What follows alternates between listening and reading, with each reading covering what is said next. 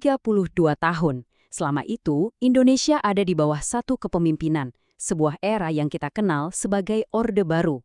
Ini adalah periode transformasi yang luar biasa, masa pembangunan yang benar-benar mengubah wajah Indonesia.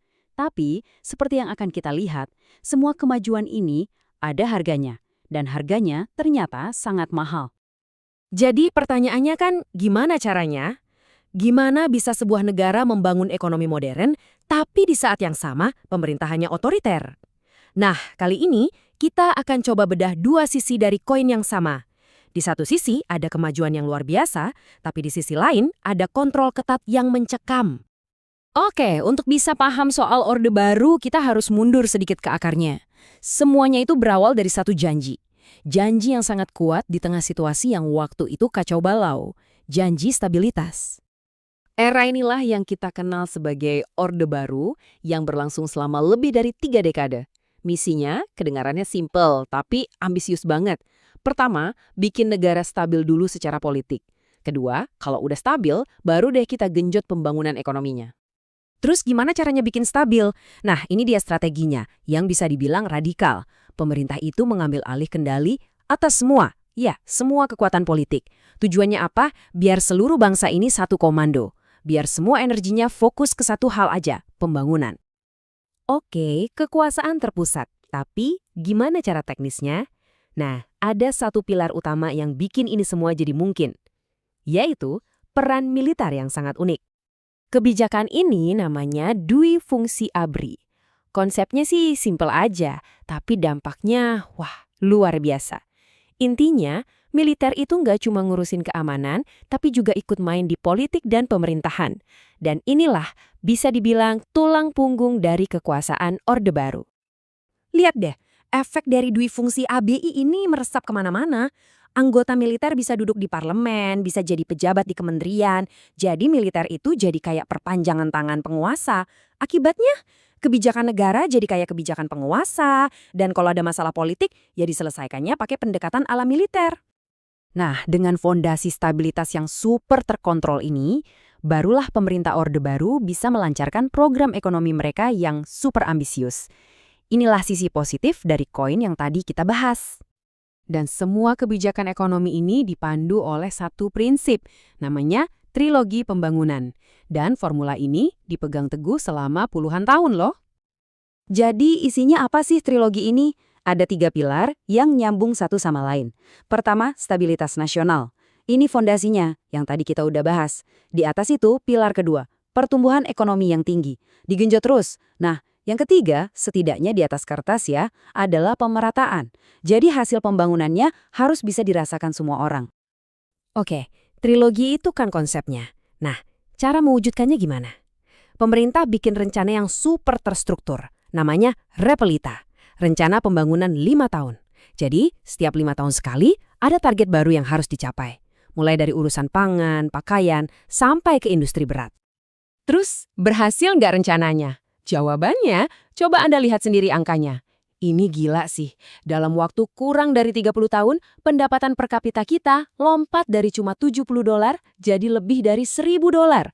Ini bukan cuma naik, ini lompatan kuantum. Ini benar-benar mengubah hidup jutaan orang.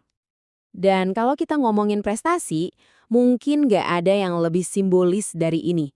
Swasembada beras. Coba bayangin, Indonesia itu tadinya pengimpor beras nomor 1 di dunia. Terbesar. Terus bisa berbalik jadi negara yang mampu mencukupi kebutuhan berasnya sendiri. Ini prestasi yang diakui dunia loh. Kok bisa? Nah, keajaiban ini terjadi berkat program yang namanya Revolusi Hijau.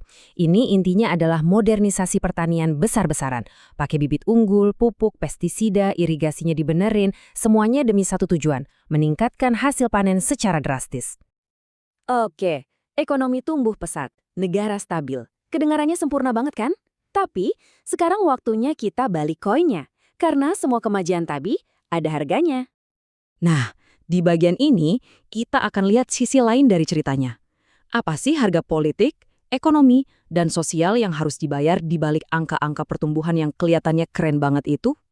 Jawabannya singkat, sistem politiknya itu ya otoriter, dominatif, dan semuanya terpusat. Kekuasaan negara itu jadi absolut banget.